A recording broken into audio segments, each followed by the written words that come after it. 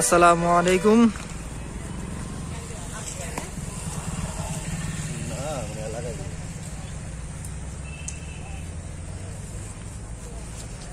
আজকে আমরা আসছি তুলা গবেষণা কেন্দ্রে শ্রীপুর।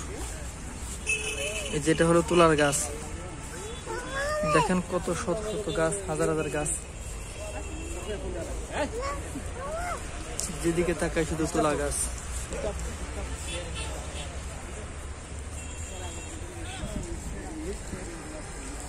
এটা কি গাছ? কাঁঠাল গাছ না? এটা কাঁঠাল গাছ না?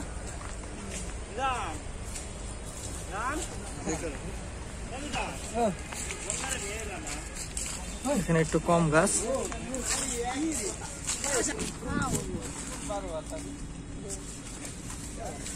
এটাই তো না?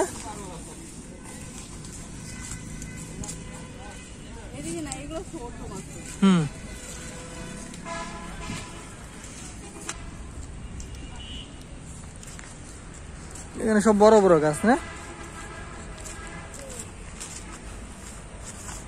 এই যে পাশে যাই, পাশে তুলা আছে। তুলা কি উঠে ফেলছে নাকি?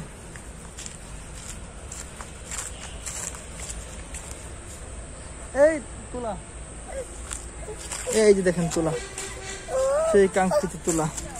এই গাছ থেকে তুলা তৈরি হয়।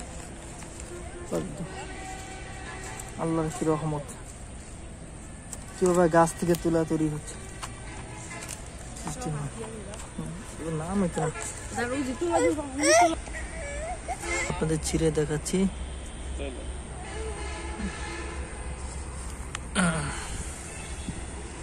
এই সেই তুলা, এই তুলা থেকে সুতো হয় না? তুলা থেকে সুতো হয় না? এই দেখেন বিচি।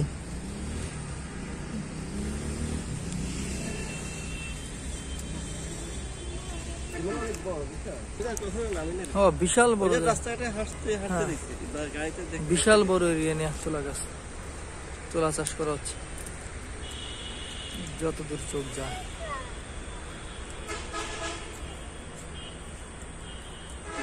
সামনে আরো আছে না? ও সামনে আরো আছে। কি সুন্দর তুলা, এটা ফালা দিছো, দেখো তো কি সুন্দর। ওয়াও, কত সুন্দর তুলা। ওই যে ওনারা আবার তুলা উঠাচ্ছে, ময়লা আবর্জনা পরিষ্কার করতেছে ওনারা।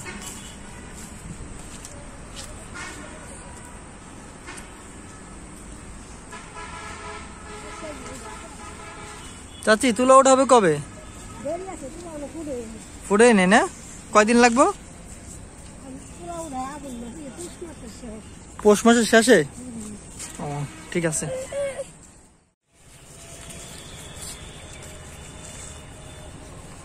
তুলা হপা ফুটানো শুরু হয়েছে। এটা হতে হতে পুরো পৌষ মাস লাগবে। পৌষ মাসে তুলা ওঠায়, এর মধ্যে পুরা বাগান পুরা সাদাতে ভরে যাবে, সাদা তুলায় পুরো ভরে যাবে। চারিদিকে শুধু সাদা আর সাদা, সুন্দর। এখন উঠানো শুরু হয়েছে। শেষ আজকে এইটুকুই। ইনশাল্লাহ পরে কোনো এপিসোডে একটা আমরা গাছেরই দেখাবো।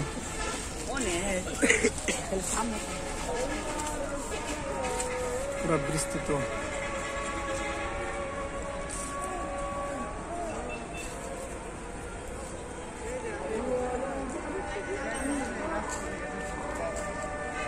সবাই এখানে বেড়াতে আসে। যতদূর চোখ যায় শুধু তুলা ক্ষেতের বাগান আর বাগান। দেখেন দুই পাশে।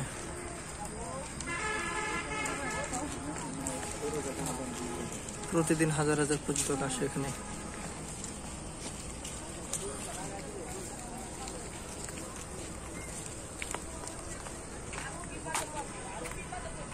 প্রতিদিন হাজার হাজার পর্যটন আসে, পর্যটক এখানে তারা ভিড় করে এটা দেখার জন্য। মাশাআল্লাহ, আল্লাহর কি সৃষ্টি।